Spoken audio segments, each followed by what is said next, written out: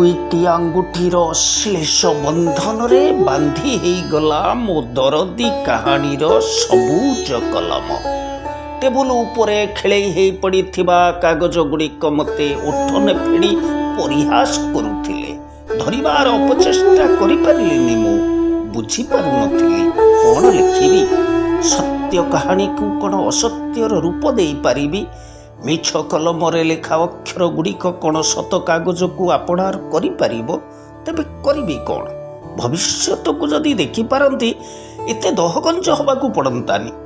ଫୁଲ ଫୁଟିଲା ପରେ ନିଶ୍ଚୟ ବିକଶିତ ହେବ, ପାଖୁଡ଼ା ମେଲିବ। କିଛି ନହେଲେ ବି ଝରିବା ପୂର୍ବରୁ ତ ସେ ବାସ୍ନା ବିତରଣ କରିବ। କିନ୍ତୁ ସେ ଯଦି ରାହା ନ ପାଏ, ତାକୁ ଯଦି ଆଶା ନ ମିଳେ, ବାଟ ଦେଖା ନଯାଏ, ତେବେ କ'ଣ ହେବ?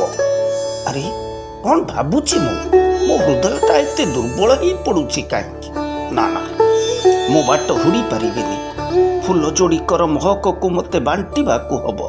ତା ନହେଲେ ସମାଜର ଏକ ଅଭିଶପ୍ତ ଅସହାୟ ଦିଗହରା ମଣିଷ ପାଲଟିଯିବି। ମୋ ବାପ ପଣିଆରେ କଳଙ୍କ ଲାଗିଯିବ।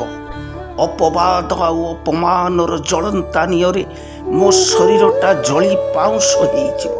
ନା, ମୋତେ ନିଶ୍ଚୟ ସ୍ୱପ୍ନର ଘର ତିଆରି କରିବାକୁ ହେବ। ଭାବନାର ପଦ୍ମ ପୋଖରୀ ଭିତରେ ମୋ ମନ ଆକାଶର କଅଁଳ ସୂର୍ଯ୍ୟଟା ମୁହଁ ଦେଖେଇଲା। ଆଉ ମୁଁ ଆଶାର କବାଟ ଖୋଲି ମନ ଝରକା ଦେଇ ଫୁଲ ଯୋଡ଼ିକର ସଜଳ ପାଖୁଡ଼ା ଉପରେ ଦୃଷ୍ଟିପାତ କଲି। ଆଉ ତାପରେ ଆରଥରକୁ